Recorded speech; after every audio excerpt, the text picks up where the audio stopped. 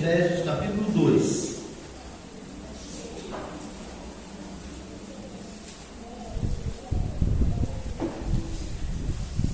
Efésios capítulo 2. A partir do verso 1, hoje eu irei fazer expor um pouco sobre sola gratia, somente a graça. Efésios capítulo 2 diz assim: Ele, falando de Deus, vos deu vida, estando vós mortos nos vossos delitos e pecados, nos quais andastes outrora, segundo o curso deste mundo, segundo o príncipe da potestade do ar, do espírito que agora atua os filhos da desobediência, entre os quais também todos nós andamos outrora, segundo as inclinações da nossa carne, fazendo a vontade da carne e dos pensamentos, e eram por natureza filhos da ira, como também os demais. Mas Deus, sendo rico em misericórdia, por causa do grande amor com que nos amou, e estando nós mortos em nossos delitos, nos deu vida juntamente com Cristo, pela graça sois salvos. E juntamente com Ele nos ressuscitou, nos fez assentar nos lugares celestiais em Cristo Jesus, para mostrar nos séculos vindouros a suprema riqueza da sua graça e bondade para conosco em Cristo Jesus. Porque pela graça sois salvos, mediante a fé. Isto não vem de vós, é dom de Deus, não de obras, para que ninguém se glorie, pois somos feitura dele, criados em Cristo Jesus para boas obras, a quais Deus de antemão preparou para que andássemos nelas. Feche seus olhos. Soberano Deus, nós te agradecemos, Pai, pela tua preciosa palavra.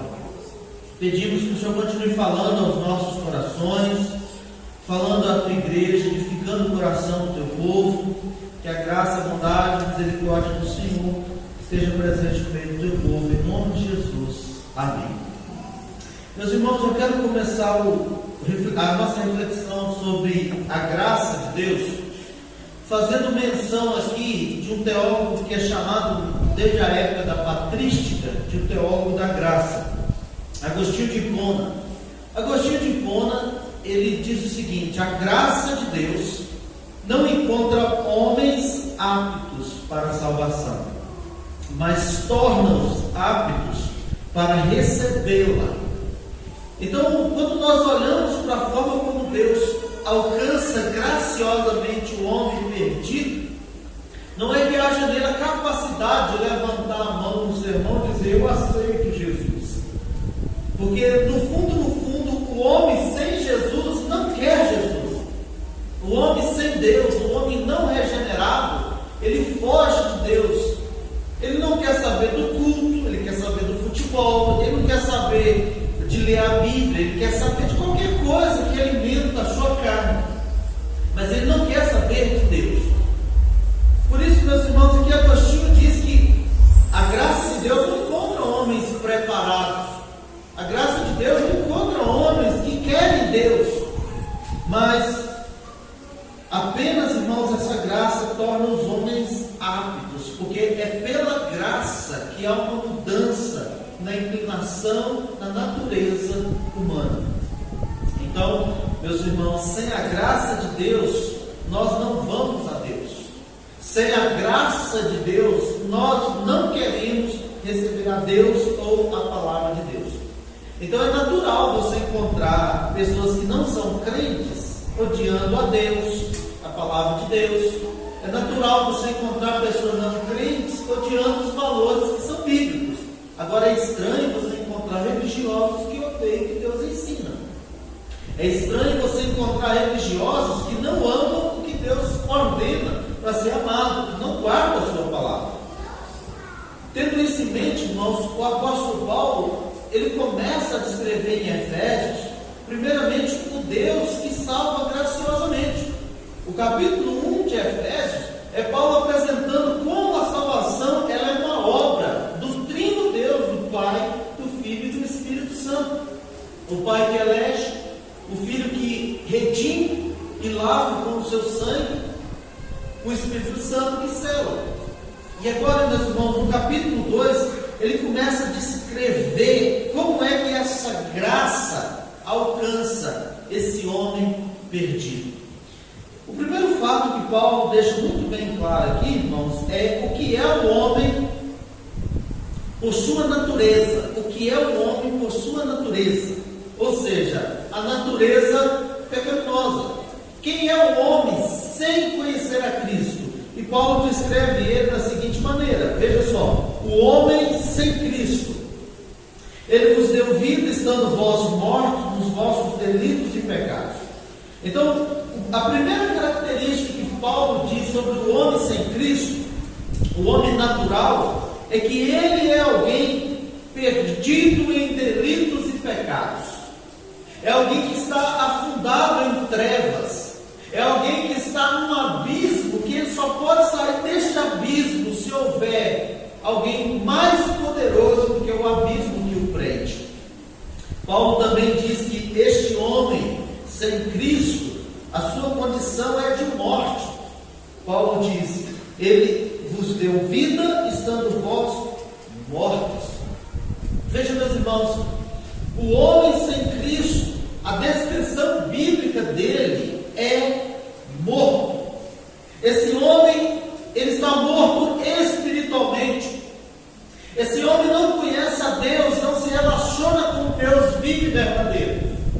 Esse homem está de tal maneira morto, irmãos, que ele não pode dar nenhum passo em direção a Deus, para que a graça da salvação lhe alcance. Eu gosto sempre de lembrar para aqueles que assistem ou assistiram, que este homem morto aqui, sem Cristo, é como um zumbi do The Walking Dead. Ele anda para lá e para cá, ele vota na política, mas ele é morto. Ele é inimigo de Deus. Então não se assuste, meus irmãos. No meio de uma geração de zumbi, de pessoas mortas espiritualmente, não se assustem, porque eles agem da forma como agem. Deveria ser natural para nós, irmãos, olhar para esse mundo e ver pessoas mortas se matando, e ver pessoas mortas se digladiando por coisas inúteis, por defender o indefensável. Então, irmãos, não se assuste com isso. A Bíblia já descreve esse homem assim: perdido em delitos e pecados, morto espiritualmente. Mas Paulo ainda descreve um pouco mais desse homem sem Cristo, esse homem que não é salvo, esse homem que não nasceu de novo.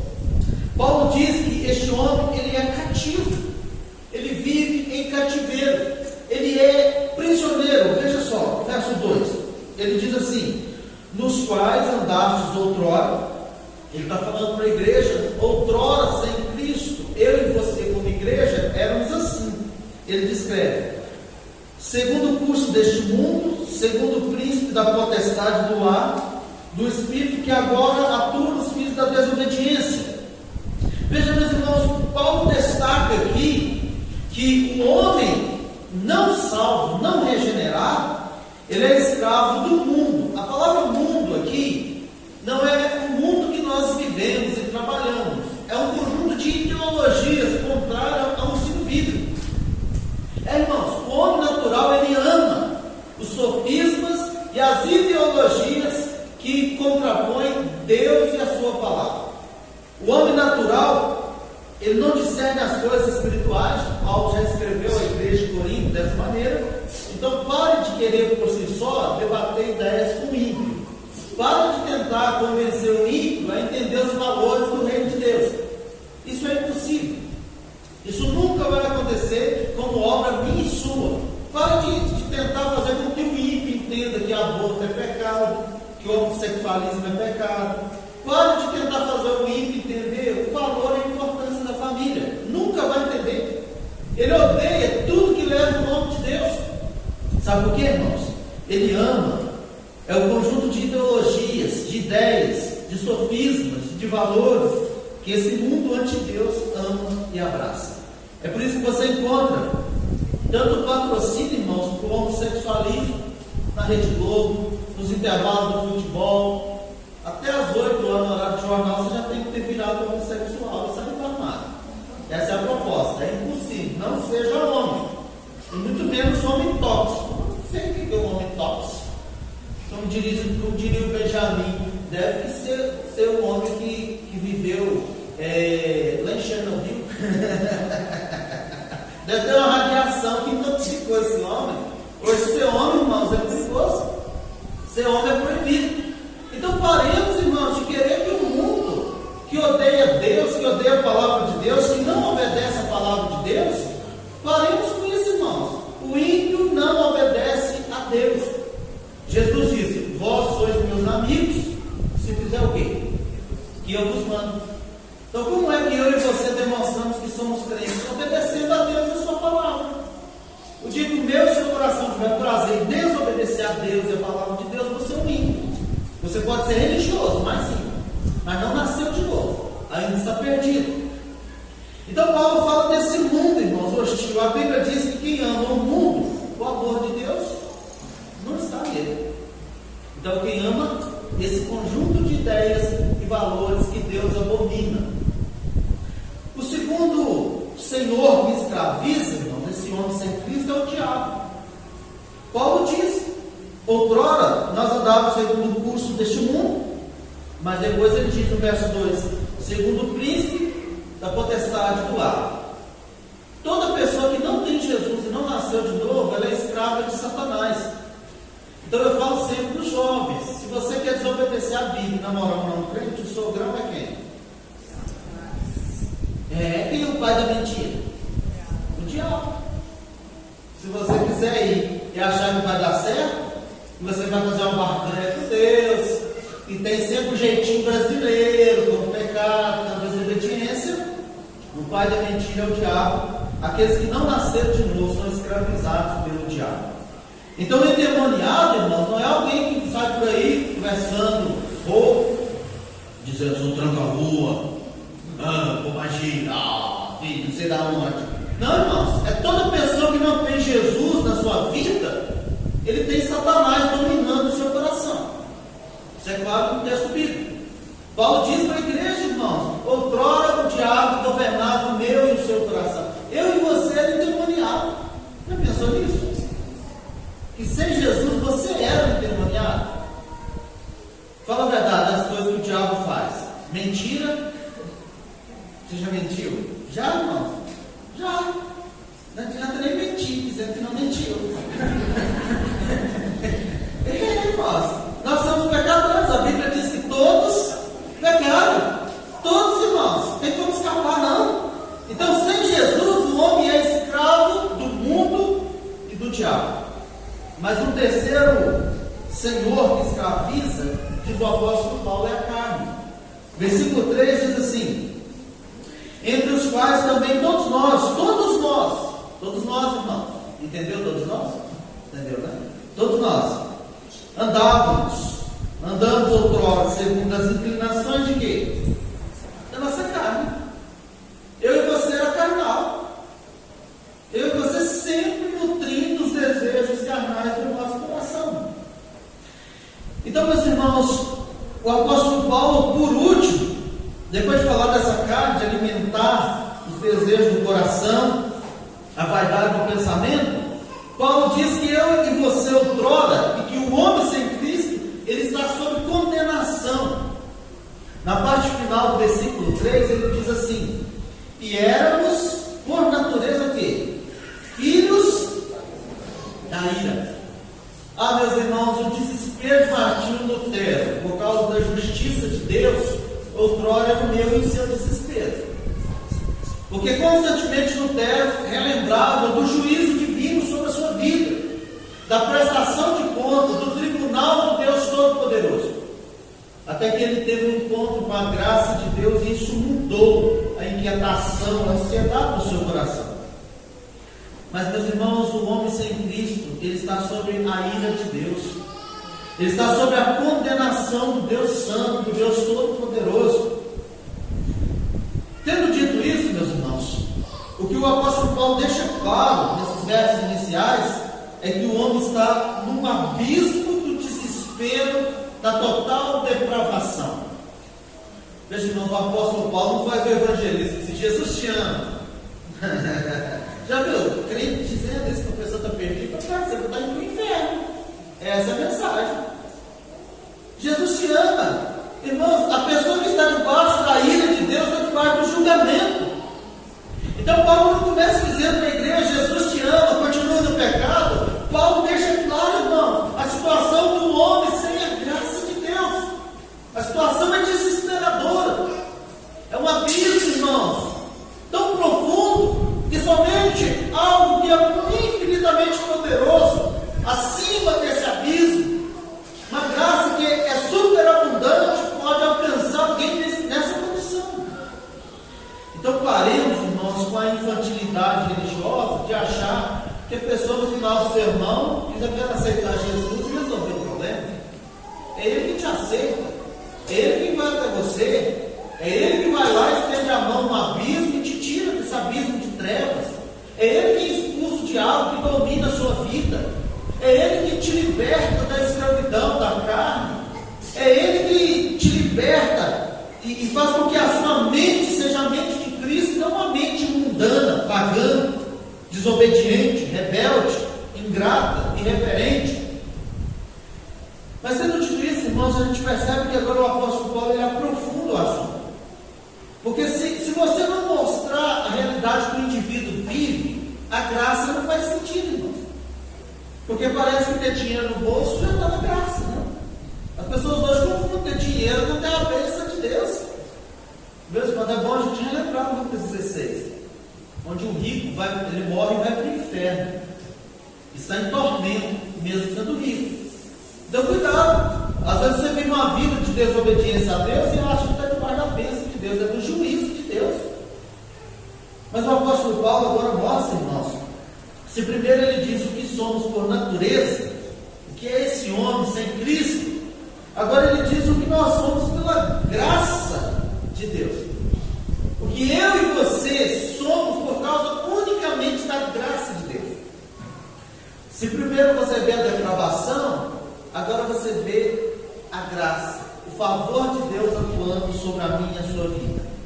Verso 4 ele diz assim: mas Deus, sendo rico em misericórdia, por causa do grande amor com que nos amou, e estando nós mortos em nossos delitos, nos deu vida juntamente com Cristo, pela graça sois salvos. E juntamente com Ele nos ressuscitou, nos fez assentar nos lugares celestiais em Cristo Jesus, para mostrar nos séculos vindouros a suprema riqueza da sua graça, em bondade para conosco em Cristo Jesus. Versículo 8, vamos juntos? Porque pela graça sois salvos mediante a fé, isto não vem de vós, é dom de Deus. Verso 9, vamos juntos também, vamos lá. Não de obras para que ninguém se glorie. Isso. O que nós somos pela graça de Deus? Primeiro, Paulo diz que nós somos salvos.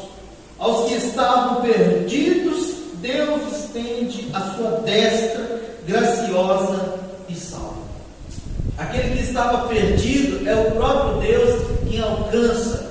É o próprio Deus que toma toda a iniciativa para salvar o homem morto em delitos e pecados, afundado nas trevas da depravação.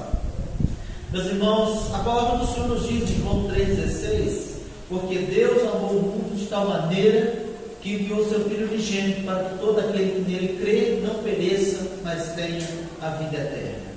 A salvação exige de mim e de você uma coisa: crer em Jesus Cristo como Senhor e Salvador. Crer em Jesus Cristo como Senhor e Salvador deve levar você primeiro a entender que se você precisa de um Salvador, você tem que admitir que é um miserável pecador. Então você reconhece o seu pecado, você se arrepende dos seus pecados e diz ao Senhor: eu creio de todo o coração que Jesus Cristo é o meu Salvador. João 3,16 diz que todo aquele que nele crê não perece, mas tem a vida eterna. Então quem crê em Jesus tem a segurança da salvação. Não é porque você se tornou um membro da igreja, não é porque você distribui uma cesta básica e faz alguma boa ação. A salvação é ato soberano e gracioso de Deus. Os que estavam perdidos são alcançados graciosamente pelo Deus Todo-Poderoso. Então o que nós somos pela graça de Deus? Salvos, graças a Deus. Não é porque você é presbiteriano, não. É porque a graça de Deus te alcançou. É porque você respondeu em arrependimento e fé. E você crê em Jesus Cristo, o único Senhor e Salvador. Segundo, que nós somos pela graça de Deus. Nós somos reavivados, vivificados. O apóstolo Paulo diz assim: Ele vos deu o quê? Vida, estando vós mortos. Então o que Deus faz é nos dar vida espiritual. Porque você já respirava, a vida biológica já era uma realidade para mim e para você. Mas Deus, na sua graça, nos dá a vida espiritual. Há duas palavras no grego que a gente define melhor, porque no nosso português, vida é vida, né? A planta tem vida, a gente tem vida, os animais têm vida, né? E a gente não consegue diferenciar tanto. A palavra no grego para vida, a vida biológica é bios. A palavra para vida espiritual significa vida eterna, a vida abundante que Jesus vem para oferecer é zoe. Então são coisas diferentes. Então o que Paulo está dizendo é que eu e você estávamos mortos e Deus então vai nos dar a vida espiritual, zoe. Então não é só respirar, agora você tem a vida do alto implantada em você. É por isso que Jesus diz assim: aquele que crê em mim, ainda que morra, viverá. Ou seja, há uma segurança de um viver pleno, da vida abundante, para além de quando os nossos dias se findarem nesse mundo. Jesus diz assim: eu sou a ressurreição e a vida. Jesus diz em João 14,6: eu sou o caminho e a verdade e a vida. Então veja, Jesus se apresenta como a vida plena e abundante. E Paulo está dizendo à igreja de Éfeso: Deus otorgou a vida abundante a vocês, a vida do alto.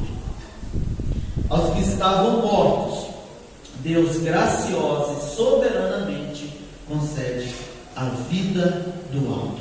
Essa vida passa pela regeneração, pelo nascer de novo, pelo ser salvo. Essa vida, ela é impactada pela vivificação da alma perdida, morta em delitos e pecados. Mas em terceiro lugar, o que somos pela graça de Deus, diz o apóstolo Paulo, é libertos. Outrora cativos do mundo, das ideias e da mente mundana, cativos do diabo e da carne. Alimentávamos e nutria isso. Mas os que estavam nesse cativeiro, vem a graça de Deus, vem o poder de Deus e liberta os cativos. É interessante que o apóstolo Paulo, ele mostra isso ao longo desse texto, que ele dá vida, que ele nos liberta e que ele nos torna verdadeiramente livres. Os cativos são alcançados, são libertos pelo Deus Todo-Poderoso. Meus irmãos, é por isso que você vê, por exemplo, em Efésios 6, verso 10, se você olhar na sua Bíblia, Paulo diz assim: quanto ao mais, sede fortalecidos no Senhor e na força do seu poder. O apóstolo Paulo tem em mente aqui, irmãos, é o poder que ressuscitou Jesus Cristo da morte, que tirou Jesus Cristo do túmulo, o poder do Deus Todo-Poderoso, do Pai Celeste. E ele tem em mente, irmãos, que a forma como Deus liberta eu e você do cativeiro, do mundo, do diabo e da carne, é com essa destra poderosa que trouxe Jesus da morte para a vida. Veja, meus irmãos, por que isso é importante? Por que você precisa entender? Porque a salvação, irmãos, ela é um ato que somente Deus pode realizar. Você não pode comprar a salvação, a igreja não pode salvar alguém. Nós não podemos fazer um remold das indulgências da era medieval e tentar vender a salvação por filiação. Você não pode vender a salvação por recursos financeiros, por dízimos na igreja. Não, irmãos, você não alcança salvação por isso. Salvação, ela só acontece mediante o poder do Deus Pai Todo-Poderoso. É por isso que tem que nascer de novo, irmãos. É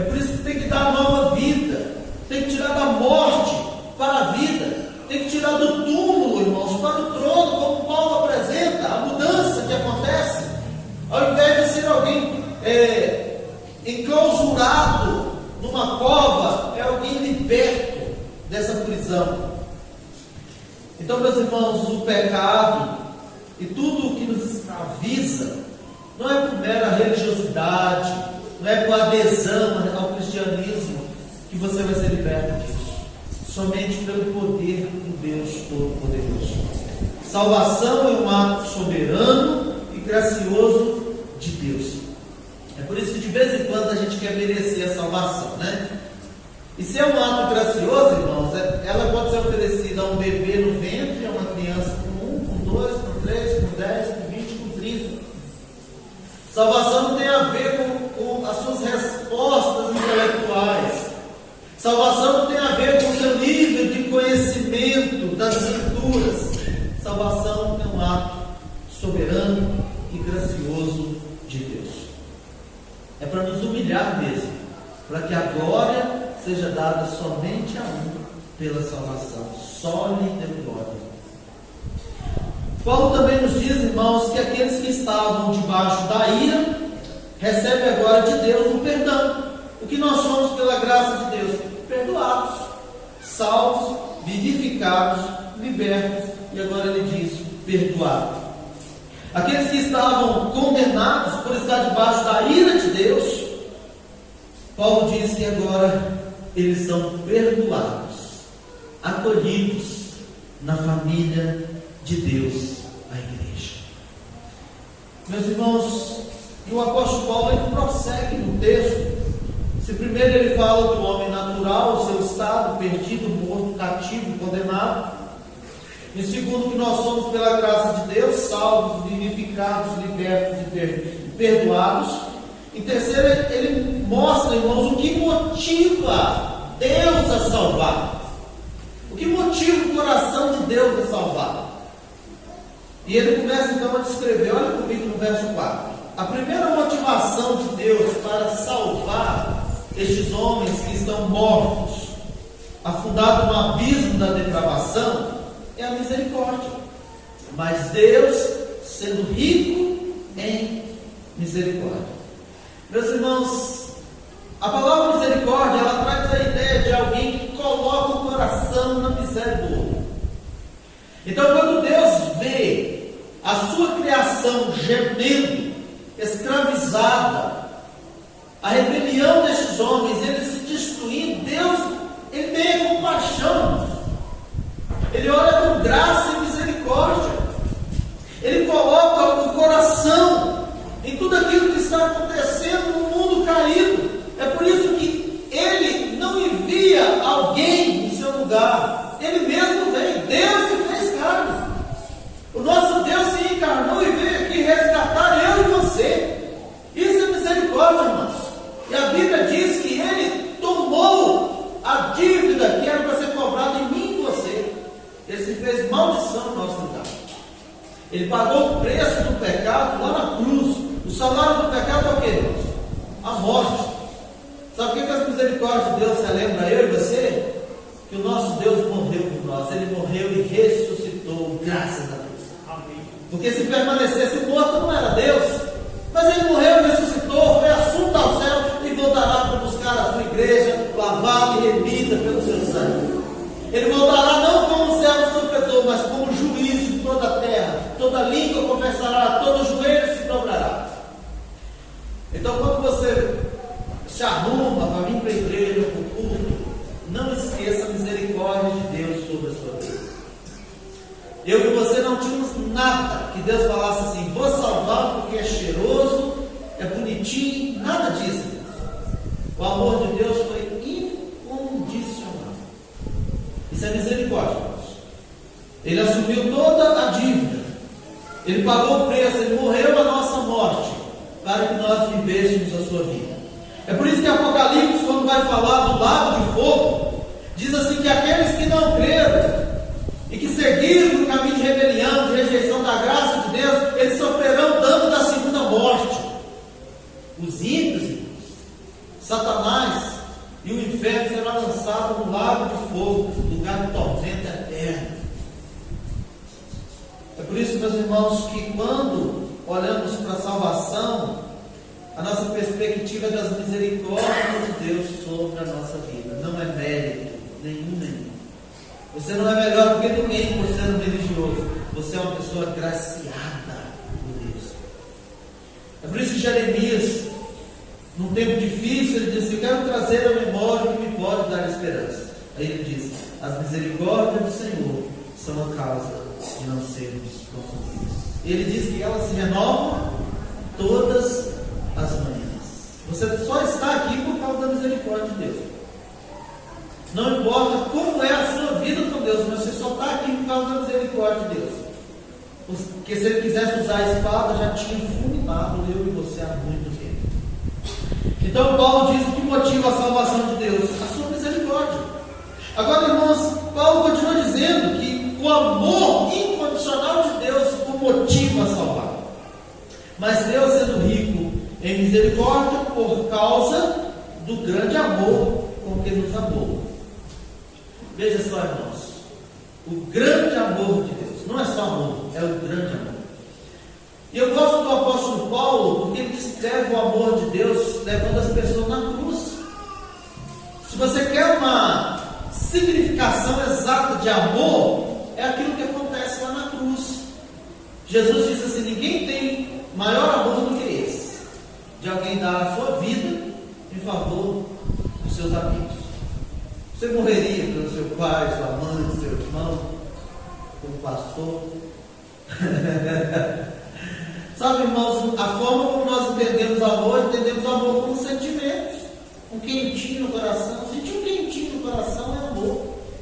Amor tem a ver com aliança, com compromisso, com sacrifício. É por isso que Paulo, em Romanos 5, ele diz assim: mas Deus prova o seu próprio amor para conosco pelo fato de ter Cristo morrido na cruz, sendo nós ainda pecadores.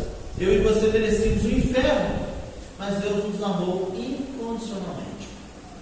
O amor de Deus é incondicional, é eterno, é sacrificial. Você vê o apóstolo Paulo reverberando isso em Efésios, quando ele olha para os homens e diz que os homens devem amar a esposa como Cristo amou a igreja e a si mesmo se entregou por ela. Amar é quando você realmente paga um preço para cuidar da pessoa que você ama. Amor sem compromisso, irmãos, é falta de vergonha na cara. No casamento, com o membro da igreja, tem gente que diz que ama Jesus, não tem compromisso nenhum com Jesus, com a cruz de Cristo. Então a gente precisa rever que tipo de amor é esse. Mas Deus não olha para isso, irmãos. Deus não olha para a nossa fidelidade. No período de infidelidade, Deus levantou Oséias, que casou com uma prostituta, para que diante do povo de Israel, esse relacionamento de infidelidade fosse uma representação da infidelidade do seu povo. E o povo sempre traía Deus, que era o marido, o noivo, por falsos deuses. Mas a parte maravilhosa é quando olhamos Deus dizendo que quando Israel era menino, eu o amei. Com cordas de amor eu atraí até mim. Ah, meus irmãos, isso é redenção. A despeito da nossa infidelidade a Deus, desobediência, Deus nos atrai com seu amor, com suas cordas de amor. Então, o que motiva a salvação de Deus? A sua misericórdia, o seu grande amor. Mas o apóstolo Paulo diz: a sua graça. A sua graça superabundante. Paulo escreveu em Romanos, dizendo assim: o primeiro Adão fracassou no jardim, o segundo Adão triunfa no deserto, na cruz. Enquanto você tem a morte entrando pelo primeiro Adão, você tem a vida que vem abundante a partir do segundo Adão. É por isso que ele diz assim: onde reinou o pecado, superabundou a graça. A graça de Deus é superabundante sobre a minha e a sua vida. No verso 5, o apóstolo Paulo deixa isso muito claro: estando nós mortos nos nossos delitos e pecados, nos deu vida juntamente com Cristo, pela graça sois salvos. Graça, meus irmãos, ela traz consigo dois significados. Primeiro, um favor imerecido. Ou seja, salvação é você receber algo que você não merece, nem nunca irá merecer. Não há nada que você faça que te faça merecer o céu. Não há nada que você faça que faça merecer o perdão de Deus. Você pode carregar 50 até Brasília, dizem que vai estar fazendo uma reverência para Deus. Isso é tráfico de imundícia. Você pode caminhar a pé no asfalto quente, até no Girassol, em Corumbá, vai até em Caldas Novas. No máximo você vai sofrer e perder o couro dos pés.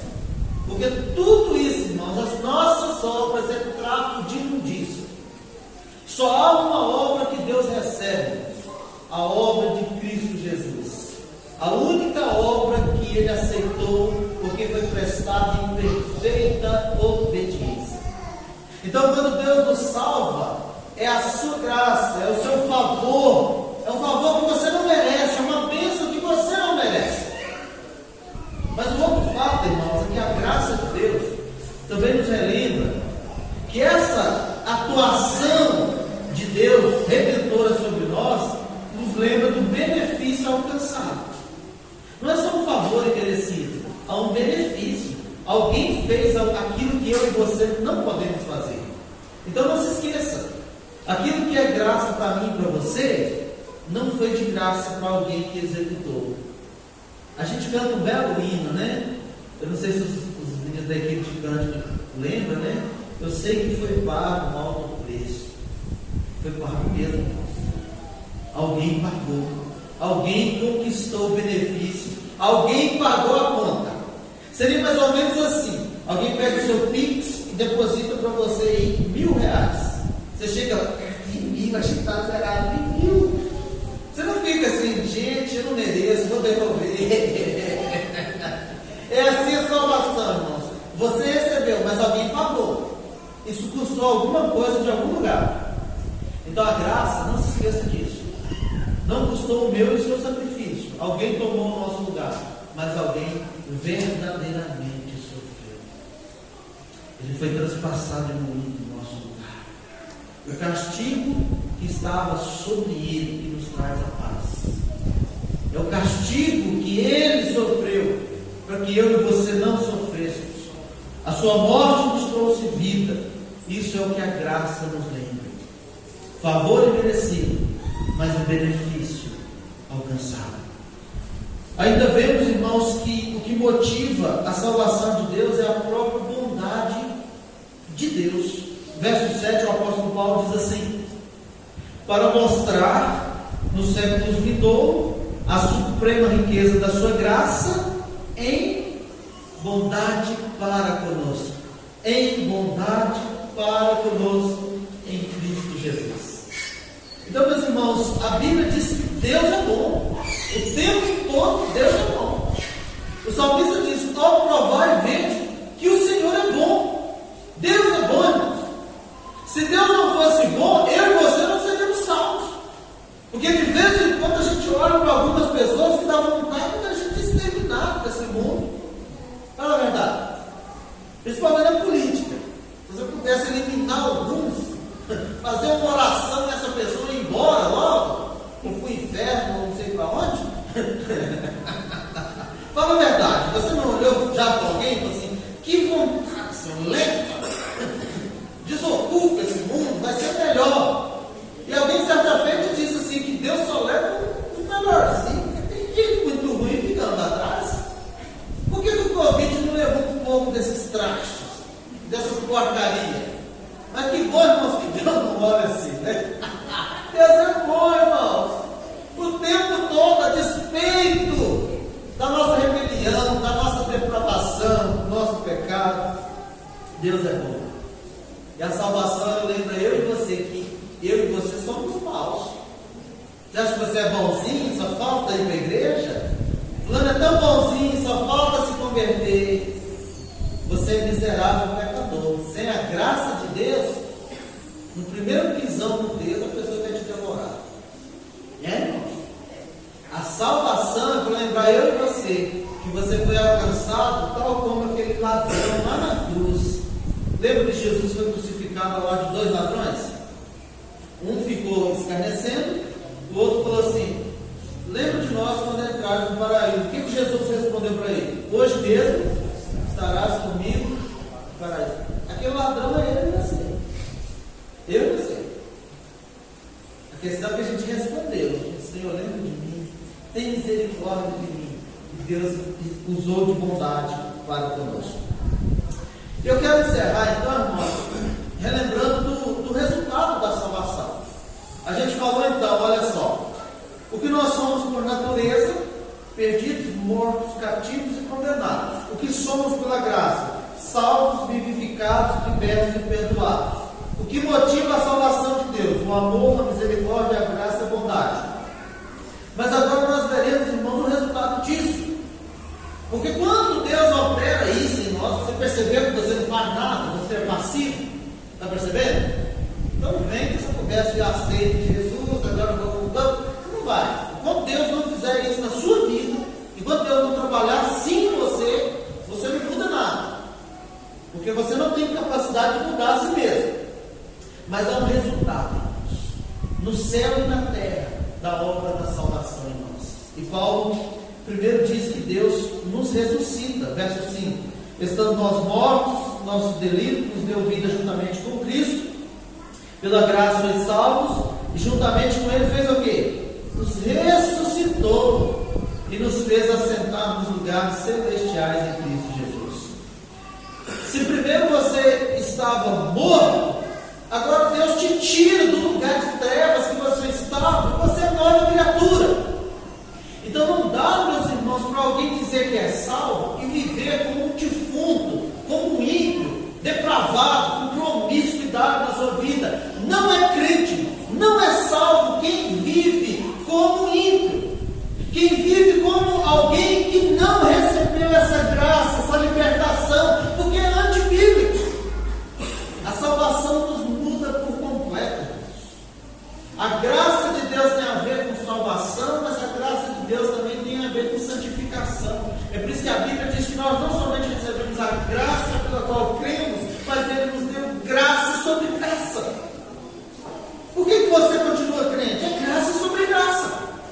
O Deus que salva e santifica, Ele te mantém de pé, Ele te preserva, a perseverança dos santos. Nós iremos, irmãos, até o final, porque Deus nos mantém de pé, Deus nos sustenta, Deus nos preserva. Não tem a ver com o que você faz, não, tem a ver com a obra que Deus começou e que Ele vai terminar. Então não tem a ver com você, tem a ver com Ele. Você tem a sua responsabilidade, mas estamos falando de graça. Graça é um ato de Deus, é obra de Deus. Eu e você só fazemos assim, ó. Derrama, Senhor, derrama sobre nós o teu amor. É assim, irmãos. Então, se Ele te ressuscitou, não viva mais como um defunto, não viva mais como alguém morto, não viva mais como alguém escravo do mundo, do diabo e da carne. Se a pessoa vive nessa condição, irmãos, isso é uma negação da salvação. Não existe salvação numa pessoa que vive segundo o mundo, uma pessoa que vive segundo a vontade do diabo, uma pessoa que vive segundo a inclinação da sua carne. Então isso é uma dedução lógica, é o resultado da salvação. Você ressuscitou e recebeu uma nova vida, é liberto em Cristo Jesus. Segundo, o apóstolo Paulo diz que após a graça da salvação alcançar, Deus exalta o que estava abatido. Ele diz aí no verso de número 6: e juntamente com Ele nos ressuscitou e nos fez assentar nos lugares celestiais em Cristo Jesus. A vitória de Cristo foi otorgada a um povo derrotado. Ao invés de você caminhar como um fracassado, derrotado, você precisa entender que a obra de Cristo, ela muda o seu status. Agora você está numa posição de exaltado, como Deus o Pai fez em Cristo Jesus. Você está agora exaltado. Ele te fez assentar nos lugares celestiais em Cristo Jesus. Do túmulo para o trono, irmãos. Percebeu a dinâmica aí? Então não viva mais como um cadáver fedorento. Viva como filho do Rei Jesus. Na liturgia, o Ronaldo leu o Salmo 15. Não viva o cidadão dos céus. Não viva mais como um mentiroso, ganancioso, um trapaceiro, um agiota, um caloteiro, um fofoqueiro, um endemoniado. Viva agora, testemunhando que você faz parte do reino de Deus, com a vida íntegra,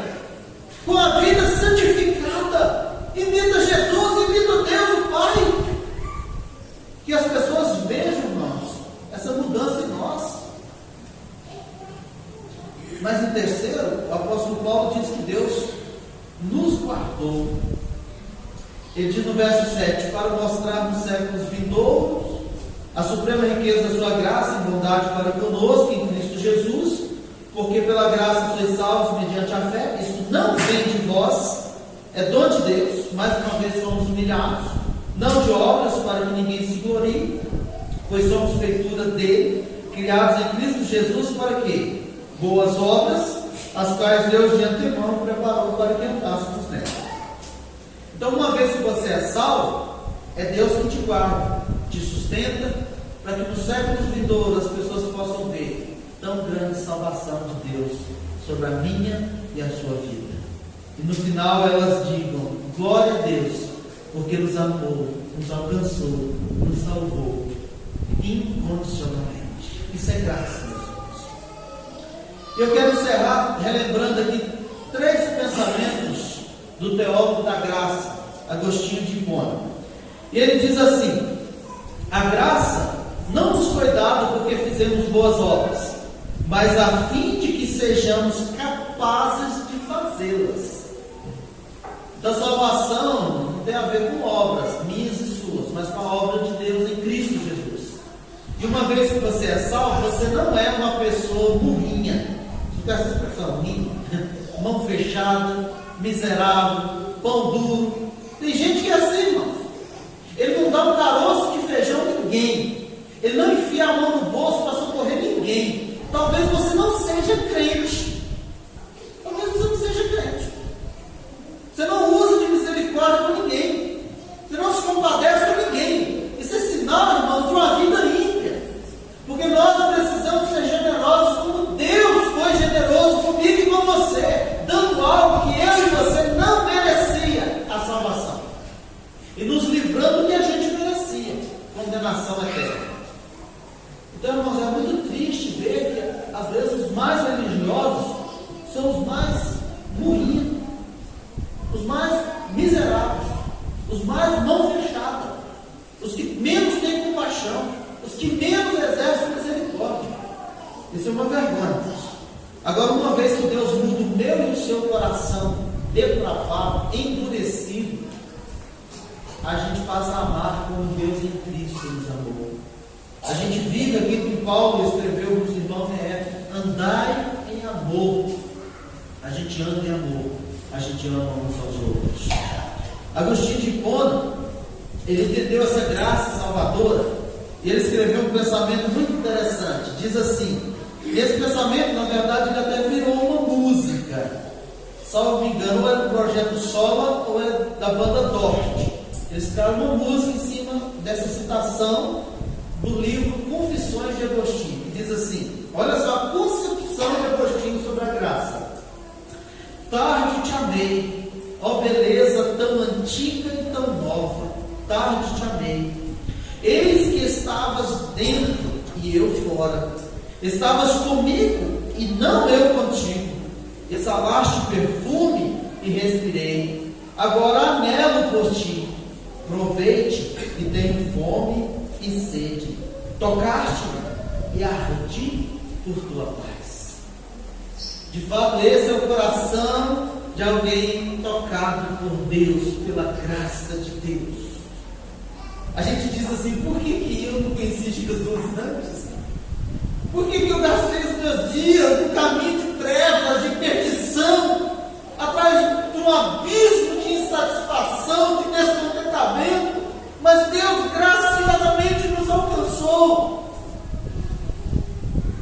Agostinho, então, encerrando, ele diz assim: a graça de Deus sozinha é totalmente capaz de mover os pecadores em direção de Cristo.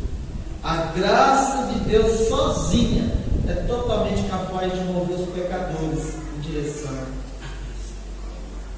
Meus irmãos, quando os reformadores levantaram essa questão de que a salvação é pela graça, não de obras, na época, na Idade Média, os religiosos ficaram assustados, porque a gente acha que tem sempre que fazer alguma coisa para conquistar um pedacinho no céu. Mas a grande questão é que a palavra de Deus nos humilha e nos leva até Cristo, porque salvação é somente em Cristo Jesus, não por obras, para que ninguém se glorie. Que Deus abençoe a minha e a sua vida, que Jesus cresça e apareça, que a glória seja dada unicamente a Ele, nosso Senhor e Salvador, em nome de Jesus. Amém.